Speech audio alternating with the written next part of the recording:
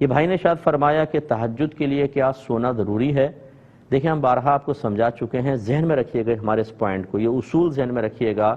کہ عبادات کا تعارف نبی کریم نے پیش کیا ہے، انٹروڈکشن نبی کریم نے پیش کیا ہے، کیونکہ عبادات کو ہم اپنی عقل سے نہیں جان سکتے، لہٰذا جس طریقے سے نبی کریم صلی اللہ علیہ وسلم سے کسی عبادت کا تصور، اس کا تعارف ہمارے پاس آیا، ہمیں اسی کے مطابق ہی اس کو عبادت ماننا ہوگا اور اسی کے مطابق اس کو کرنا ہوگا۔ اس پر میں کلام مزید کرتا ہوں لیکن مختصر سے بریک کے بعد۔ انہوں نے جو پوچھا میں نے آپ کو بتایا کہ عبادات کا تصور نبی کریم صلی اللہ علیہ وسلم نے پیش فرمایا تو ہمیں اسی طرح اس کو قبول کرنا ہوگا اور اس کو اسی طریقے سے رکھنا ہوگا۔ ہم اپنے پاس سے کوئی عبادت کا تصور پیدا نہیں کر سکتے، کوئی تشریح اپنے پاس سے نہیں کر سکتے، اور جو نبی کریم نے تصور دیا اس میں تبدیلی نہیں کر سکتے۔ اب تہجد کے بارے میں تصور کیا آیا ہے، تعارف کیا آیا ہے کہ نبی کریم صلی اللہ علیہ وسلم عشاء کی نماز پڑھ کر سو جایا کرتے تھے، پھر اٹھ کر سرکار جو نماز پڑھتے اسے تہجد کا نام دیا ہے۔ لہذا فقہاء نے نتیجہ نکالا کہ عشاء کے فرض پڑھنے کے بعد اگر کوئی سو جائے، اس کے بعد جب اٹھ کر وہ رات کے کوئی نوافل پڑھے گا تو وہ تہجد کہلائیں گے۔ اگر بغیر سوئے آپ نے پڑھا تو وہ تہجد نہیں ہے بلکہ صلاۃ اللیل اس کو کہتے ہیں، رات کی نماز۔ تو یہ ذہن میں رکھیے۔ جی دیکھیں ہمارے لوگوں کا یہ ذہن بن گیا ہے کہ وہ ایسی بڑی راتوں میں فضیلتیں تلاش کرتے ہیں، کوئی پیپر مل جائے، 2 رکعت نماز پڑھو گے 50 لاکھ کی نمازوں کا ثواب، یہ پڑھو گے ایک فرشتہ پیدا ہو جائے گا، پر جھاڑے گا، جتنے قطرے گریں گے اتنے فرشتے اور پیدا ہو کے تمہارے لیے دعائے بخشش و مغفرت کرتے رہیں گے۔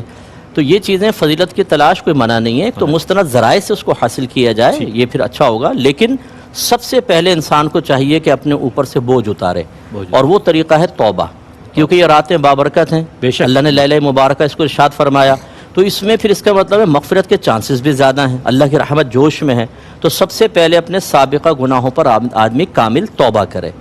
گناہ اپنی جگہ موجود ہوں جو بعض اوقات مغفرت کے دروازے روک دیتے ہیں، ایسی روایات آپ نے سماعت فرمائی، تو انہیں آدمی ختم نہیں کرنا چاہتا فضیلت کا حصول، بالکل ایسے جیسے کینسر میں مبتلا کوئی عورت ہو لیکن کہے کہ لپسٹک تو لا کر دے دو ذرا آخری ٹائم میں، تو پھر وہ لپسٹک لگانے کا کیا فائدہ، کینسر کو باہر نکالو، آپریشن کرواؤ۔ تو سب سے پہلا کام یہ کہ اللہ کی بارگاہ میں توبہ کریں۔ سیکنڈ یہ کہ غور کریں کہ آپ نے حق العبد میں کہاں کہاں کوتاہی کی ہے، خاص طور پر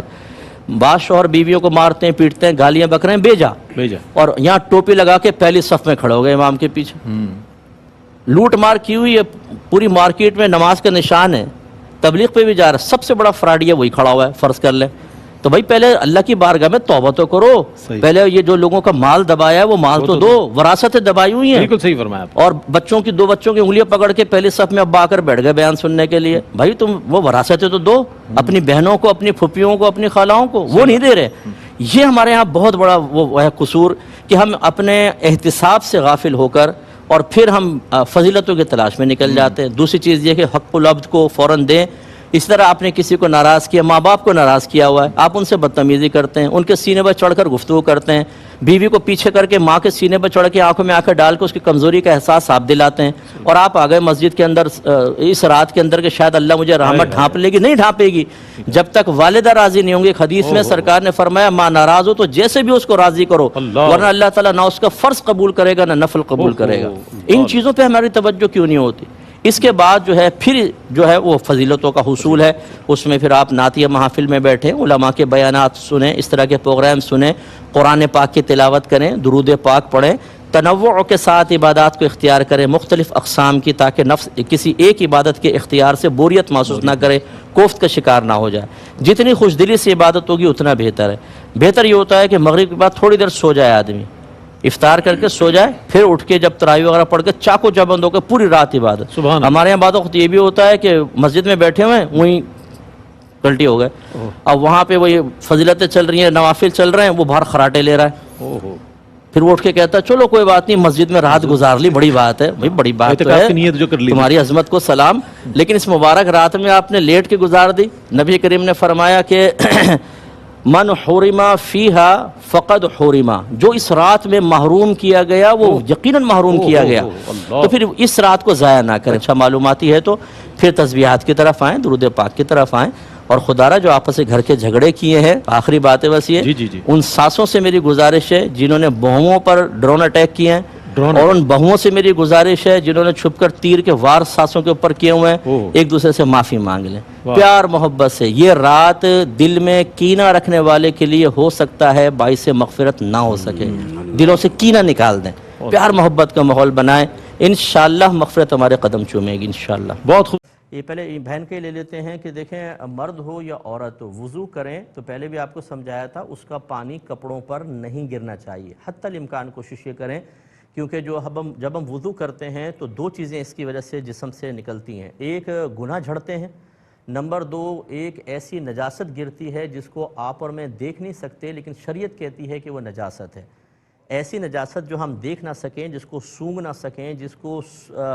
چھو کر محسوس نہ کر سکیں، اسے نجاست حکمیہ کہتے ہیں۔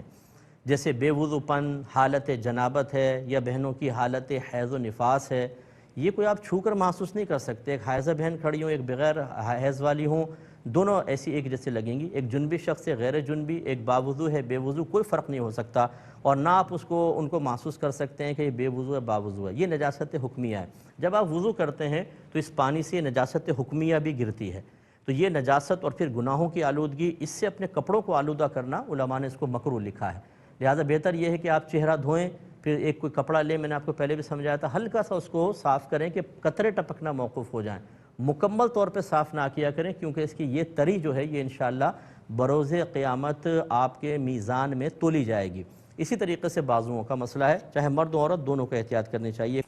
ایک انہوں نے پوچھا کہ میں 8 سال سے مریض ہوں اور بستر پہ روتا ہوں، واش روم میں جانا پرابلم ہے، وضو کرنا کیا مسئلہ ہوگا؟ دیکھیں اگر تو کچھ لوگ ایسے موجود ہیں کہ جو آپ کو وضو کروا سکتے ہیں، ایسے سعادت مند کوئی گھر میں موجود ہوں تو وہ وضو ہی کرنا ہوگا، اس کے بغیر آپ کی نماز نہیں ہوگی۔ اگر ایسا کوئی نہیں ہے، یا مطلب بہت ہی زیادہ ہرٹ کرتے ہیں آپ کو اور وہ یا آتے ہی نہیں ہیں، تو ایسی صورت میں ایک پتھر اپنے پاس رکھیے، کوئی چکنا سا پتھر رکھ لیں، گرد و غبار ہونا اس پہ ضروری نہیں ہے، اور اس سے باقاعدہ تیمم کر لیا کریں، تیمم کر کے نماز ادا کریں۔ اور فرض کر لیں اگر آپ کے کپڑے ناپاک رہتے ہیں اور نماز کا ٹائم آ گیا اور پاک کرنے کی کوئی صورت نہیں ہے، بدلنے کی کوئی صورت نہیں ہے، آپ انہی کپڑوں میں نماز پڑھ لیں، اللہ تبارک و تعالیٰ قبول فرمائے گا، اور ان نمازوں کو بعد میں لوٹانے کی بھی حاجت نہیں ہے، انشاءاللہ نمازیں ہو جائیں گی۔ تو اس لیے ہمت رکھیے، اللہ تعالیٰ آپ کو شفائے کاملہ عطا فرمائے، ہماری دعائیں، لیکن جب تک آپ کے اوپر آزمائش رہے ہمت سے اس کا سامنا کیجئے گا، کوئی شکوہ شکایت زبان پر نہ آئے،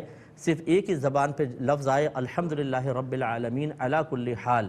میں اللہ تعالیٰ کا شکر ہے، اس کی حمد ہے ہر حال میں۔ جب میدان محشر ہوگا، میرے آقا صلی اللہ علیہ وسلم ارشاد فرماتے ہیں کہ مصیبتوں میں رہنے والوں کو جنہوں نے اس پر صبر کیا، جب اللہ تعالیٰ انعام دے رہا ہوگا تو ان انعامات کو دیکھ کر وہ لوگ جو دنیا میں بڑی عافیت اور سکون سے رہے، اس بات کی تمنا کریں گے کہ اللہ تبارک و تعالیٰ ہماری کھالوں کو کینچیوں سے کاٹے، ہمیں دنیا میں بھیج دیا جائے اور ہماری کھالوں کو کینچیوں سے کاٹا جائے، اور پھر ہم اسی طرح کا ثواب پالیں۔ تو اس لیے یہ بہت ہی بڑا انعام ہے، وقتی طور پہ یقینی سی بات اذیت تکلیف ہوتی ہے اور تسلسل سے ہوتی ہے، تو انسان بعض اوقات انعامات سننے کے باوجود بھی ان کی طرف سے وہ لذت محسوس نہیں کرتا، کیونکہ تکلیف اتنی غالب ہوتی ہے اور آدمی پریشان ہی رہتا ہے، لیکن ایک دن آئے گا کہ یہ ساری تکلیفیں جب ختم ہوں گی تو آپ کو بڑا انعام ملے گا۔ تو آپ کے لیے بھی میرے یہ جملے ہیں، اور جو بھائی بہن ہمارے تسلسل سے بیمار ہیں ان کے لیے بھی ہیں، آپ صبر کیجئے، بس اللہ کا شکر ادا کریں، کبھی شکوہ شکایت نکل گیا ہو تو اللہ کی بارگاہ میں توبہ کر لیں، پھر دیکھیں میدان محشر میں آپ کو کیا ملنے والا ہے۔